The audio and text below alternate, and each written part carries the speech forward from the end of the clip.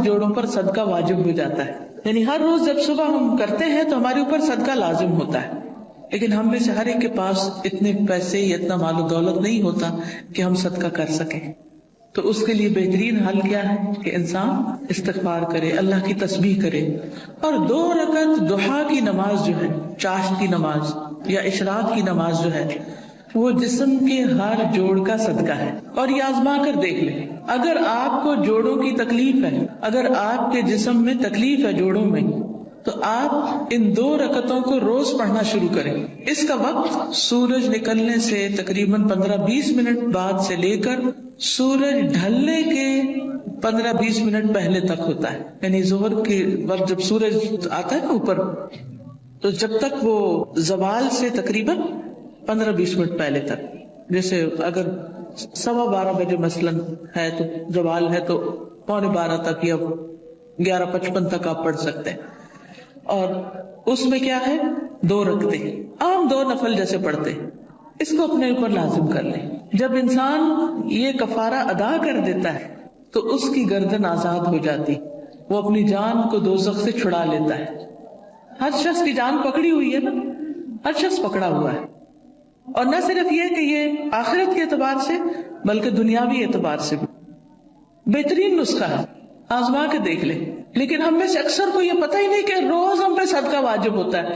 ہم صدقہ کب کرتے ہیں, صدقہ کب دیتے ہیں, اپنی جان کا صدقہ کب دیتے ہیں جی؟ بیماری میں جب کوئی بیمار ہوتا ہے پھر اس کی طرف سے بکرا ذبح کرتے ہیں کہ اس جان کے بدلے جان دے دے, بس. اور جب وہ ٹھیک ہو جاتا ہے پھر ختم کر دیتے ہیں. یہ صرف اس وقت کے لیے نہیں ہے صدقہ, یہ صدقہ روز کے لیے ہے. یہ روز صدقہ دینا ہے. اور روز آپ کے پاس اتنے پیسے نہیں ہیں, اور اگر ہیں تو وہ بھی دیں, وہ بھی اللہ کے راستے میں کچھ نہ کچھ صدقہ کریں. سبحان اللہ, الحمدللہ, اللہ اکبر, لا الہ الا اللہ, استغفر اللہ, استغفر اللہ. تو اگر آپ ایک دفعہ استغفر اللہ کہتے ہیں تو 1 جوڑ کا صدقہ ہو گیا, دوسری دفعہ استغفر اللہ کہتے ہیں تو دوسرے جوڑ کا صدقہ نکل گیا, تیسری دفعہ کیا تو تیسرا نکل گیا. تو جتنی دفعہ استغفر اللہ کہیں گے اتنے جوڑوں کا صدقہ ہوتا جائے گا. کبھی ایسا بھی ہوتا ہے نا کہ انسان کو وقت نہیں ملتا, یا وہ سفر کر رہا ہوتا ہے, یا کبھی کوئی مجبوری ہو جاتی ہے کہ انسان نہیں پڑھ سکتا, تو پھر کیا کرے, ذکر کی کثرت کر دے, استغفار کی کثرت کر دے. پھر اسی طرح استغفار کو بیماریوں کا علاج بتایا گیا. جیسے میں نے ابھی کہا نا کہ اگر آپ چاہتے ہیں کہ آپ کے جوڑوں کی تکلیف دور ہو جائے تو جوڑوں کا صدقہ دیا کرے روز. اور جوڑوں کا صدقہ روز کیا ہے, 2 نفل اشراق یا چاشت یا ضحیٰ کے. اصل میں بہت سے لوگ کنفیوز ہوتے ہیں کہ اشراق اور ضحیٰ اور چاشت یہ کیا ہے. یہ ایک ہی نماز ہے, جیسے تراویح اور قیام اللیل یہ ایک ہی نماز ہے. اگر آپ جلدی پڑھیں گے تو اس کو اشراق کہتے ہیں. اشراق اس لیے کہتے ہیں کہ ابھی سورج مشرق سے طلوع ہوا ہے اور اس کے تھوڑی دیر بعد 15-20 منٹ بعد آپ نے نماز پڑھ لی. جب سورج اچھی طرح چمک جائے تو پھر اس کو ضحیٰ کہتے ہیں, چاشت کا وقت کہتے ہیں. ضحیٰ عربی میں کہتے ہیں اور اردو میں چاشت کہتے ہیں. اور تھوڑا اور بعد میں پڑھے تو اس کے لیے صلاۃ الاوابین بھی کہتے ہیں اس کو. اور نبی صلی اللہ علیہ وسلم سے 2 سے لے کے 8 رکعتیں ثابت ہیں. چاہے 2 پڑھیں, چاہے 4 پڑھیں, چاہے 6 پڑھیں, چاہے 8 پڑھیں, جو آپ کا دل کرے, لیکن کم از کم 2 ضرور پڑھیں. پھر اسی طرح استغفار بیماریوں کا علاج ہے. اگر کسی کو مثلا ہارٹ پرابلم ہے یا کوئی اور اسی طرح کی کوئی بیماریاں ہیں اس کو, تو اس کے لیے بھی استغفار ہے. قتادہ کہتے ہیں کہ یہ قرآن تمہیں تمہاری بیماری اور علاج بتاتا ہے. یعنی قرآن کے ذریعے تمہیں بیماریاں بھی پتہ چلتی ہیں. بیماریوں سے مراد یہاں روحانی بیماریاں اور خاص طور پر ذہنی پریشانیاں اور جذباتی اور دلی پریشانیاں, اور پھر اس کا علاج بھی بتاتا ہے. یعنی قرآن شفا ہے.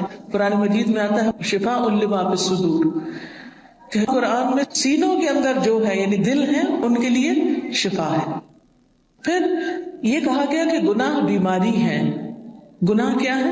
بیماری ہے, اور استغفار ان کا علاج ہے. پھر اسی طرح جو شخص استغفار کرتا ہے اسے فرشتوں کی دعائیں ملتی ہیں.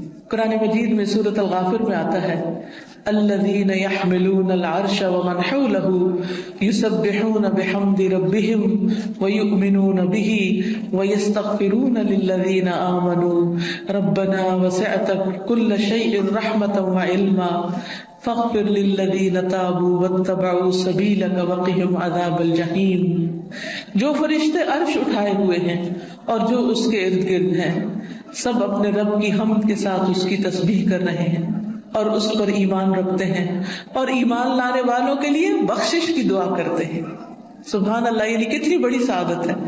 ایمان لانا کتنی بڑی اللہ کی رحمت ہے ہم پر کہ ہم اس پر ایمان رکھتے ہیں اور آخرت پر ایمان رکھتے ہیں اور عقیدہ درست ہے, کیونکہ ایسے لوگوں کے لیے فرشتے بھی ان کے دوست ہوتے ہیں اور ان کی مدد بھی کرتے ہیں اور ان کے لیے دعائیں بھی کرتے ہیں. جیسے ایک اور جگہ پر آتا ہے ان الذین قالوا ربنا اللہ ثم استقاموا تتنزل علیہم الملائکۃ الا تخافوا ولا تحزنوا وابشروا بالجنة التي كنتم توعدون نحن اولیاؤکم فی الحیاة الدنیا وفی الآخرة ولکم فیہا ما تشتہی انفسکم ولکم فیہا ما تدعون نزلا من غفور رحیم.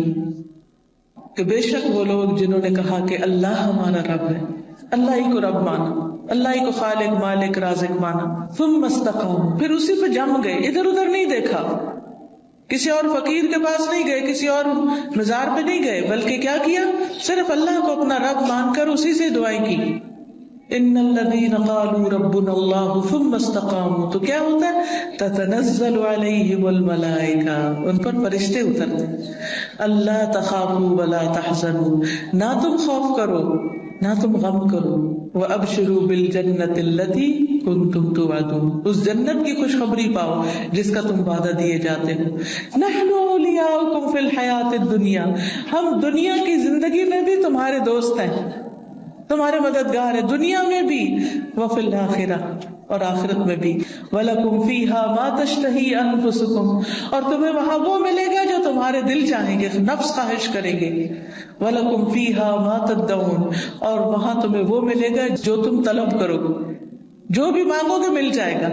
نُزُلٌ مِّن غَفُورٍ رَحِيمٍ, یہ مہمانی ہے اس رب کی طرف سے جو غفور الرحیم ہے.